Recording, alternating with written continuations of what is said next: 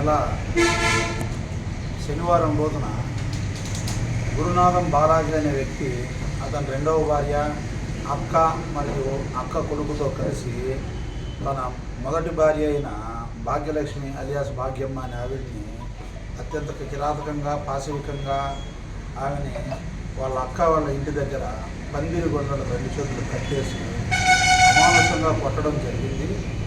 ఈ కేసులో సోషల్ మీడియాలో బాగా వైరల్ అయిన తర్వాత మేము వెళ్ళేసి నేను మా డిఎస్పీ గారు మా ఎస్ఐ గారు అందరం కూడా మా ఎస్పీ గారి స్వీయ పర్యవేక్షణలో సారు ఇన్స్ట్రక్షన్స్ మేరకు ఇమ్మీడియట్గా ఆమె దగ్గరికి వెళ్ళి రష్ అయ్యి ఆమె హాస్పిటల్లో చేర్పించి ఆమె కేసు ఇవ్వడానికి కొంత సంశయించినా కూడా ఆమెకు లేదని చెప్పి ఆమె దగ్గర ఒక రిపోర్ట్ తీసుకొని కేసు నమోదు చేయడం జరిగింది.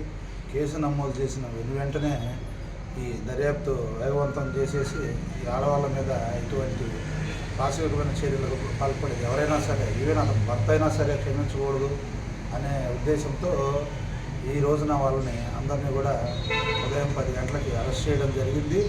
ఇందులో వాళ్ళని కూడా విచారించడం జరిగింది. వాళ్ళని కూడా విచారిస్తే ఆ భర్త కానీ మిగిలిన వాళ్ళు కూడా ప్రధానంగా ఆమె అతని అవసరాలకు కొన్ని అవసరాల నిమిత్తము డబ్బులు ఇవ్వలేదనేది, రెండవది వచ్చేసి ఆమె మీద కొంతకాలంగా వీరు దూరంగా ఉంటున్నారు. ఎందుకంటే రెండవ భార్యను చేసుకున్న తర్వాత గత 6 సంవత్సరాల నుంచి ఆవిడ కలుజువరపాడులో ఉంటుంది. ఆమె మీద విపరీతమైన అనుమానం పెంచుకొని ఉన్నాడు భర్త.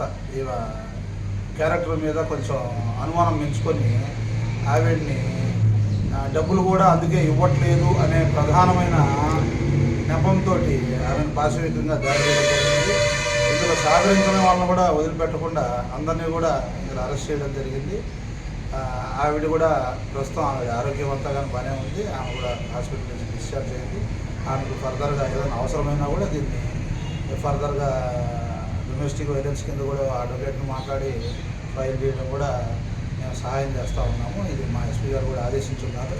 ఆవిడకి ఎటువంటి ఏడు అవసరమైన ప్రభుత్వం తరఫు నుంచి మా తరఫు నుంచి ఆవిడకి సహాయం కూడా చేయమని చేస్తామని చెప్పేసి మా ఎస్పీ గారి ద్వారా మేము తెలియజేస్తాం.